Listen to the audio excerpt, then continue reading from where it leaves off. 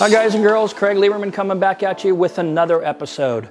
So if you spent any time on social media, you've probably seen people make assertions that owning an R35 GT-R is an expensive proposition. Of course, when we talk about a car like the GT-R being expensive to own, we must remember that the term expensive is a relative or subjective term. It depends on who you're asking.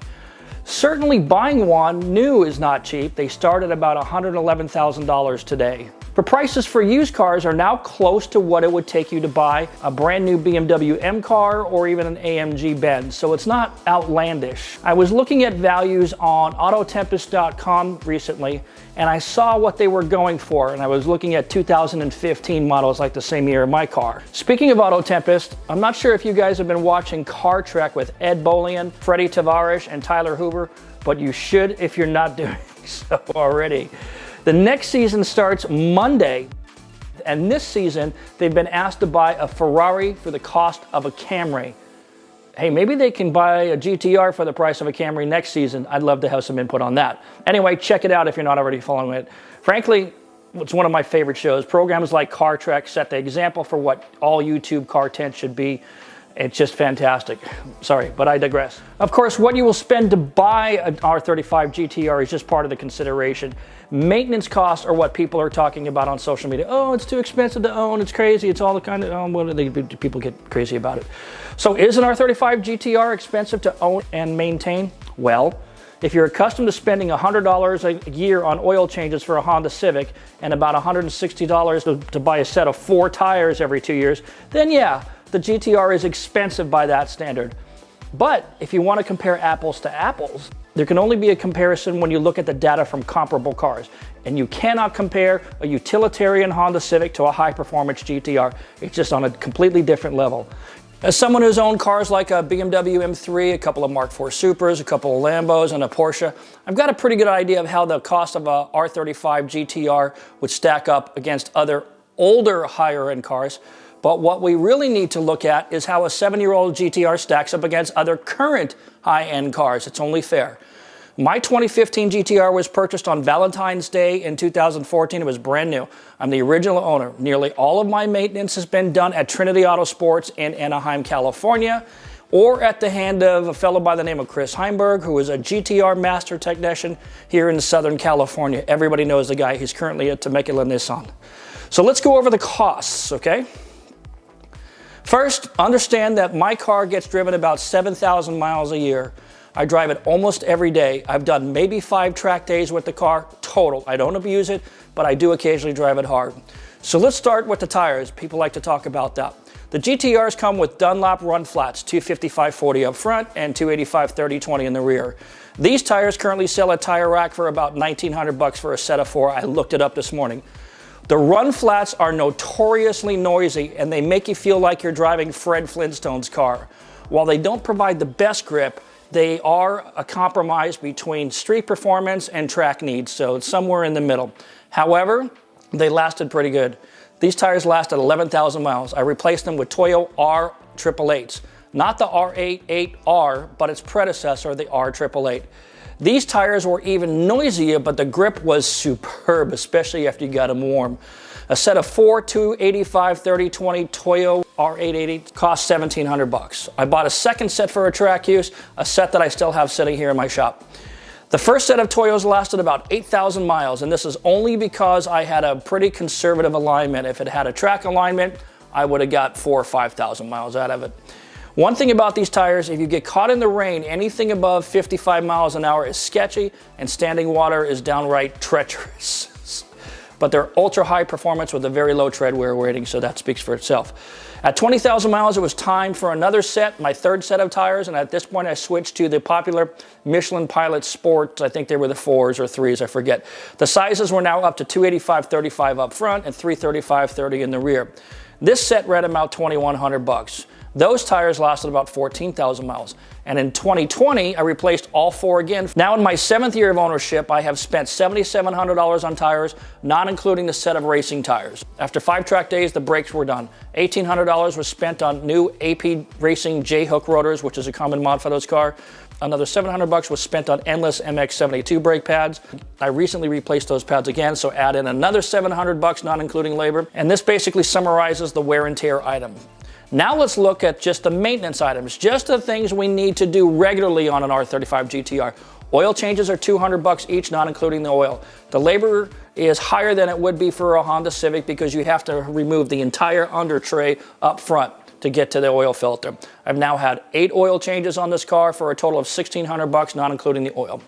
Tranny and diff fluid must be changed every 18,000 miles and before and after every track event. With fluids, the job costs $900. I haven't done all the services, but I've done most of them. So I've done 3 total, and that's another $2,700.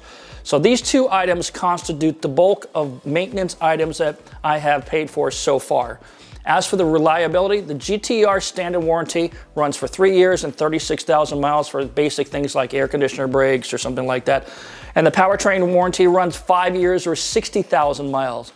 My car has been very reliable so far, knock on wood. I have not had any malfunctions or failures. I did, however, replace all 4 shocks in 2019 because they were starting to leak, and I know that's the beginning of the end. So here's the final tally after 48,000 miles of driving, including maintenance items, pretty much the mandatory stuff, and wear and tear items, and this will paint a clear picture. $7,700 was spent on tires, $1,800 were spent on brake rotors, $1,400 for 2 brake pad changes, $1,600 on oil changes, $2,700 on tranny and diff fluid changes, $2,200 for 4 new shocks, for a grand total of $17,400. Add in oil and fluids, add another $1,500. Divided by 7 years, we come up with $2,485 per year or $207 a month. But if you remove the wear and tear items from this list, things like the tires and the brakes, you'll get a better idea of what maintenance only costs, which when broken down comes out now to $1,985 per year, which averages out to $165 a month. So how does this stack up against other high-end cars? By comparison, my buddy's McLaren 650S is under a yearly maintenance program from McLaren, which runs $1,500. But if you just wanted to do an oil change, it runs about $600 to $700. A quick Google search shows that most 570 and 650 McLarens are costing their owners about $1,500 to $2,200 a year for service. And if you need tires for those cars cost about $3,000 for a set. If you look at Ferraris, Ferrari currently offers their no-cost 7-year routine maintenance program on model years 2012 and on. However, there is a catch. This is a package that covers only routine services such as oil change, fluids, filters, and other basic jobs. And you have to get the car to the dealer within 30 days of the scheduled service, or each visit will then cost you $2,500. A typical Mercedes costs about $900 a year to maintain after the warranty period. The 5-year maintenance cost for a 2015 E63 AMG runs around $21,000 just for maintenance. Of course, if you modify your car, your ownership costs are going to go up. Brake pads and wear and tear items are going to be expended faster, and you're going to spend more money. Like most R35 owners, I've added the usual array of performance parts called FBO, or full bolt-ons for those who aren't familiar with that term. A full 102mm titanium exhaust from Benji Linney, an Ecotech setup and the tune from Benji Linney, 1050cc injectors, 3-inch intakes from Titech, a Linney Visconti E85 kit, Greddy Type S blow-off valves, Deechworks 340 fuel pumps. What else am I missing? Got Boost catch cans. I feel like I'm still missing something else. Rampage titanium, a coolant overflow tank and coolant pipe. Not for any performance, but it's there anyway. A set of Volk TE37 wheels, 20 by 10 up front and 20 by 12 in the rear. A set of Zeal carbon side skirts. An Esprit 052W carbon and titanium rear wing. It's real carbon fiber, real titanium. An APR carbon front lip. A set of APR carbon canards. What am I missing? And some carbon hood vents and a carbon license plate thing. This comes out to about $19,400 or so, so about 20 grand. And I'm showing these prices only because the GT-R gets a bad rep for being expensive to modify. So if you look at the prices to do these same mods or similar mods on a WRX, an Evo, or a BMW, you can see that the GT-R isn't any more expensive to modify than other high-end tuner cars. Another thing to consider in the ownership experience is depreciation. My 2015 GT-R MSRP'd for $107,000 and I paid $104,000. NADA puts the current trade-in value at $63,000. Looking online, you'd be hard-pressed to find a 2015 for less than $72,000 as of this recording date. At $72,000, that means my GT-R is worth 67% of the original sticker price. At $63,000 on the low end, that's still 59% of the sticker price. AMGs, by comparison, are only worth about 39% of the sticker price after 5 years. BMW M cars depreciate almost as fast as AMGs. If we look at other cars like Ferraris and McLarens, those tend to hold their value. While there is a dip in values in the first few years, values will plateau and will usually start to climb in the years that follow. That's just the way it typically goes. But most people who buy these cars don't really sweat the depreciation. Still, I wanted to mention it to help paint a more accurate picture of the cost of ownership of an R35. I won't get into insurance costs because that depends on the age and the driving record of the owner, so it's going to vary from person to person. As for gas prices, if you're sweating the cost of a gallon of gas, you probably want to look at another car. My car gets 15 miles per gallon in the city and 22 on the highway, and half of that if I'm on an E85, and frankly, I couldn't care less. Overall, the R35 GT-R has been the best car I've ever owned. Considering the 40-plus cars I've had in my life over the years, that is some pretty lavish praise. So, if you're considering buying an R35 GT-R, this is the time. Prices have started to go back up as the future of the R36 is still not clear, and there are rumors that aren't looking good. You want to look at 2012 to 2014 GT-Rs.